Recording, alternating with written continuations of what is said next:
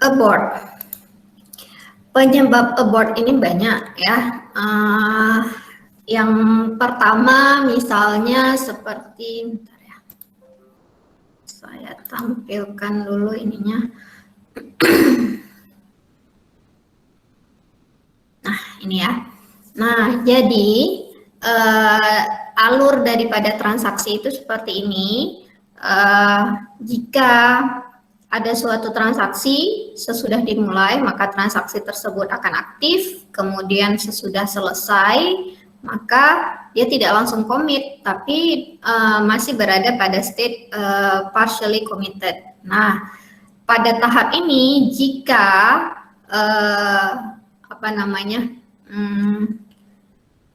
sesudah pengecekan semuanya betul, maka barulah akan dikomit. Nah, namun jika ada yang salah, maka akan di abort ya. Nah, abort ini banyak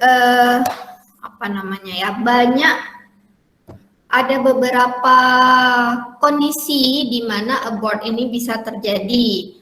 Salah satunya jika ada gangguan saat proses transmit dari, nah sampai di sini sebetulnya di sini belum sampai ke disknya. Jadi partially committed ini barulah antara CPU dengan buffer. Ya, antara CPU dengan buffer. Sesudah commit barulah nanti dia akan masuk ke dalam disk. Ya, jadi pada saat ini ya, saat kemungkinan terjadi abort itu sebetulnya masih di dalam buffer atau di dalam memori. Nah, kondisi-kondisi yang mungkin terjadi jika kenapa bisa muncul abort ini banyak ya. Misalnya Oke, kita lihat. Sebetulnya ini bahasan tentang abort ini terkait dengan backup dan recovery ya. Nah, ini sebetulnya di 2 minggu akan datang barulah akan saya jelaskan ya. Tapi ini beberapa saja ya penyebab abort ini, kegagalan transaksi. Yang pertama adalah kontrol konkurensi. Nah, ini minggu depan juga akan saya jelaskan, sedangkan yang backup recovery ini adalah penjelasan 2 minggu lagi ya. Tapi karena ada pertanyaan, saya jelaskan sekilas saja. Jadi kontrol konkurensi ini bisa menyebabkan abort. Nah, kenapa? Karena transaksi yang berjalan bersamaan, ya, saat transaksi berjalan bersamaan, jika tidak sesuai dengan rule yang sudah ditetapkan, jadi ada aturan yang sudah ditetapkan supaya hasilnya itu betul. Nah, tiba-tiba ternyata hasilnya itu salah, ya, ataupun istilahnya ada kondisi di mana satu transaksi itu udah nggak bisa jalan lagi, ya, yang itu kita sebut dia sebagai deadlock. Nah, itu salah satu penyebab daripada kondisi abort. Jadi kalau udah deadlock, ya istilahnya udah mati di tempat, gitu, udah nggak bisa, transaksinya itu udah nggak bisa lanjut lagi. Nah, ini maka transaksi tersebut itu akan di abort, akan dibatalkan. Nah, sewaktu dibatalkan, maknanya apa? Dia akan kembali ke semula. Nah, jadi kalau abort, maknanya transaksinya itu gagal, ya, dan proses alurnya haruslah dia kembali ke kondisi asal sebelum terjadinya transaksi. Jadi ini pada saat terjadinya kegagalan, ya, kondisi di BMS ini harus memastikan bahwa data ini akan kembali sama seperti sebelum transaksi dilakukan. Nah, itu semuanya adalah tugas daripada manajemen transaksi. Nah, kemudian apalagi penyebabnya? Ada error. Nah, ada error yang misalnya terdeteksi, ataupun bisa juga error sistem. Nah, misalnya seperti ini ya. Pembagian dengan nilai 0, nah, ataupun kelebihan nilai integer. Seperti nilai integer itu kalau saya nggak salah maksimalnya akan sangat bergantung kepada sistem operasinya juga ya.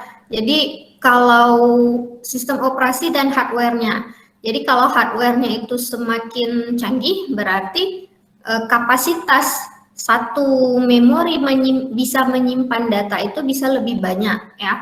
Jadi kalaupun misalnya saat terjadi perkalian nilai misalnya 10 dikali bukan 10, maksudnya ada 10 nilai bilangan bulat dikalikan dengan 5 buah ya, 5 buah bilangan bulat, ini kan berarti jadi berapa ya? 15 ya. Apakah jadi 15 bilangan bulat jumlah bitnya maksud saya ya. Nah, bisa saja jika terjadi hal seperti itu, terjadi kondisi kelebihan integer, maka di BMS ini akan memastikan bahwa kalau ada yang gagal itu harus di abort. Nah, makna abort berarti dia kembali ke kondisi sebelum transaksi. Nah, ini semuanya tentang kegagalan itu akan saya jelaskan pada materi backup dan recovery ya. Nah, tapi lebih kurang beberapa saja yang sudah saya jelaskan tadi. Ya, demikian Saiful. Baik, terima kasih Bu. Ya, nanti penjelasan lebih detailnya nanti di materi backup dan recovery ya. Sekarang kita masih terkait dengan manajemen transaksi, di mana kita ingin memastikan bahwa setiap transaksi yang terjadi pada suatu basis data, maka dia haruslah memenuhi sifat ini.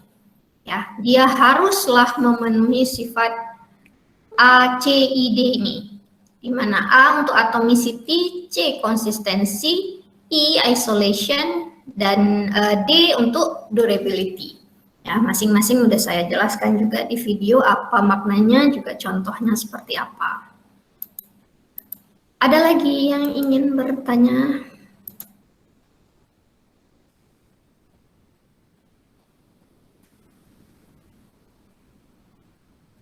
Ada?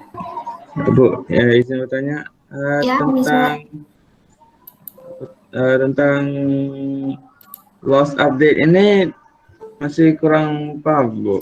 Apakah untuk loss datanya teracak atau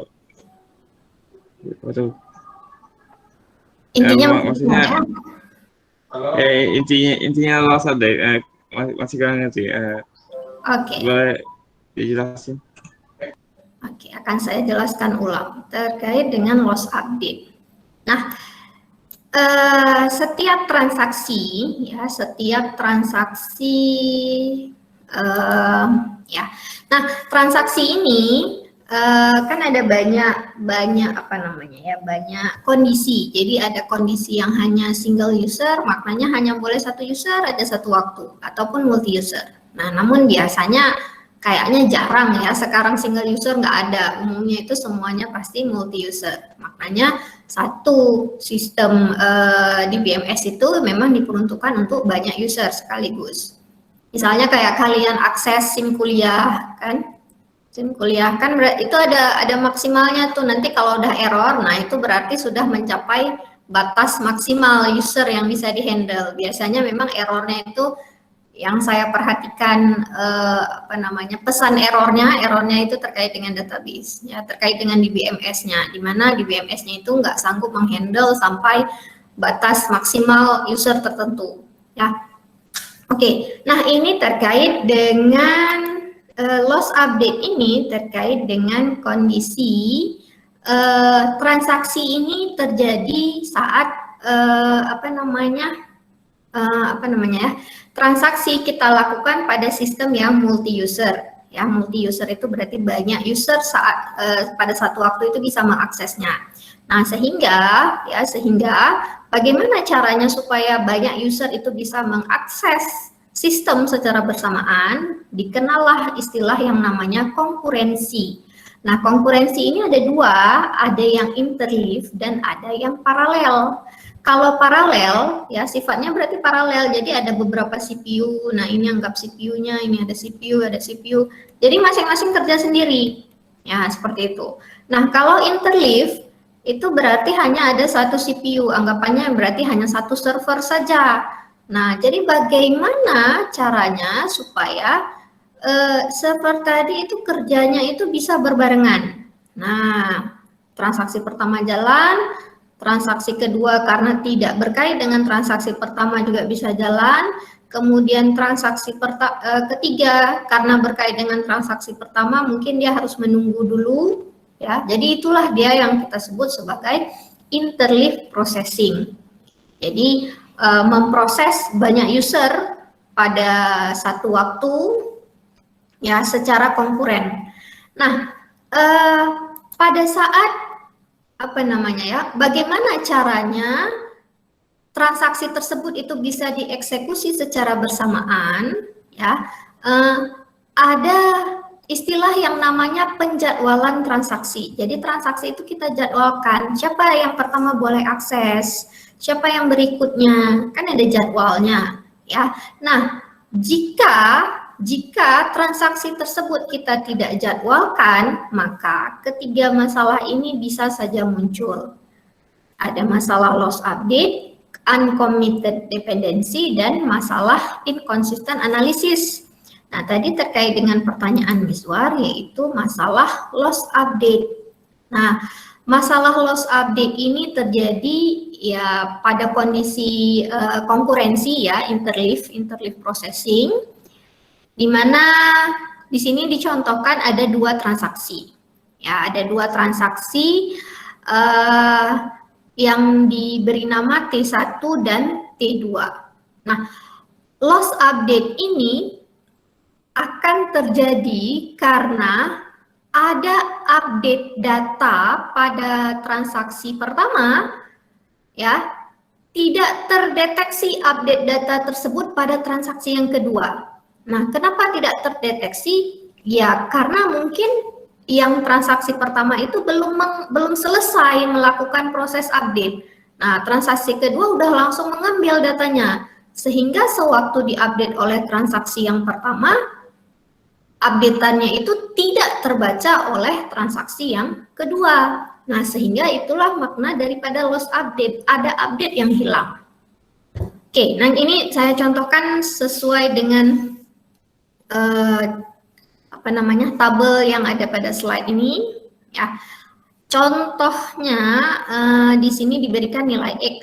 Nah, nilai X itu 100. Jadi transaksi pertama pada waktu ke-1 itu membaca nilai X. Berarti di sini dia baca nilainya itu adalah 100, ya kan?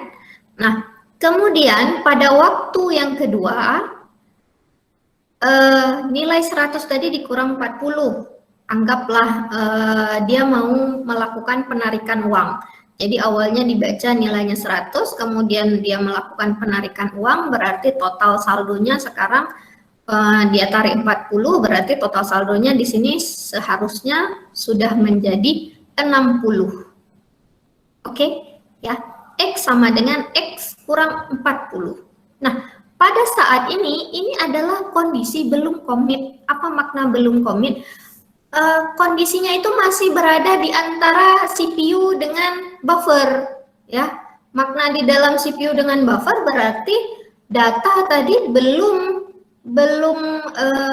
fix, belum tetap, belum apa istilahnya ya, durable. Belum durable. Durable itu maknanya data sesudah transaksi itu sudah tetap dan bisa diakses oleh yang lain. Nah, jadi pada saat ini X sama dengan X kurang 40, ya, 100, yang tadi nilainya 100 disimpan di variabel X, ya, 100 kurang 40, kemudian disimpan kembali di X, sehingga X sekarang sudah memiliki nilainya 60. Nah, saat ini belum komit. Apa makna belum komit? Ya, saat di sini kita mulai, ini adalah begin transaction. Jadi transaksinya itu baru kita mulai. Pada saat ini, ya, proses transaksi ini berjalan, ini kita masih berada pada tahap apa istilahnya? pada tahap aktif, ya, pada tahap aktif. Nah, saat kita menulisnya, ya, itu masih kita pada saat partially committed. Makna partially committed berarti kita akan melakukan pengecekan lagi. Kalau betul kita commit, kalau tidak kita akan abort, ya. Nah, jadi pada saat ini, mana tadi? Pada waktu kedua ini kita belum komit. Makna belum komit, nilai X itu belum ditulis ke dalam disk. Nilai X yang baru, yang tadi udah kita kurangi 40, ya, nilai X ini belum kita ubah pada hard disknya. Jadi sewaktu transaksi kedua membaca nilai X, berapa nilai X yang dibaca oleh transaksi kedua ini?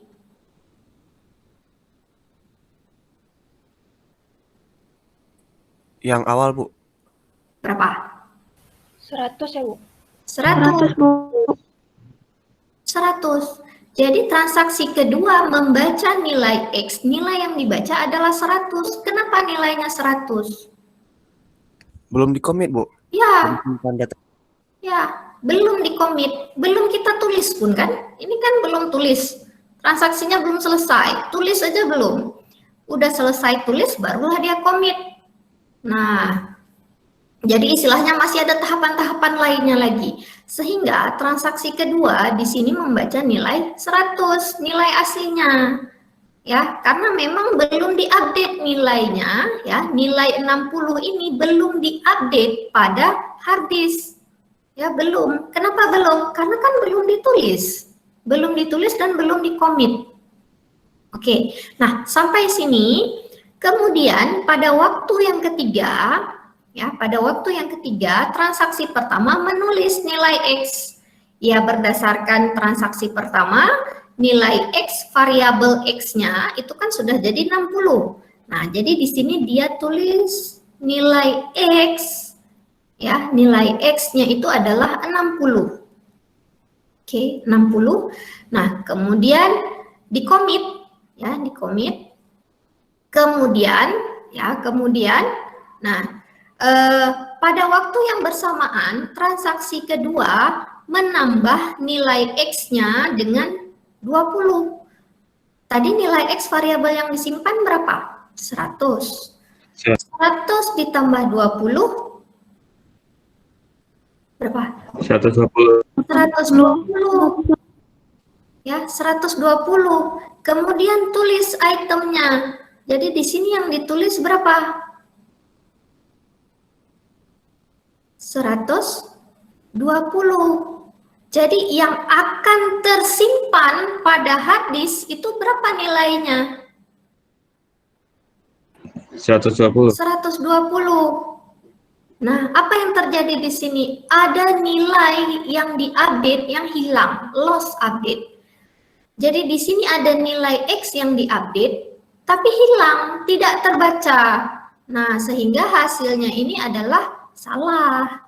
Ya, kenapa salah? Harusnya kalau alurnya itu adalah T1 dulu baru T2, maknanya 100 dikurang 40, 60 ditulis, ya, ditulis, maknanya 60, barulah kemudian T2 itu boleh melakukan pembacaan nilai X, berarti dibaca 60 tambah 20 jadi 80, ditulis kembali sehingga hasil akhirnya harusnya, ya, harusnya hasil akhirnya ini adalah 80. Nah, tapi ternyata di sini hasil akhirnya adalah 120. Kenapa? Ada proses update yang hilang. Itu ceritanya. Sudah bisa dipahami? Bisa, Bu. Terima kasih, Bu. Oke.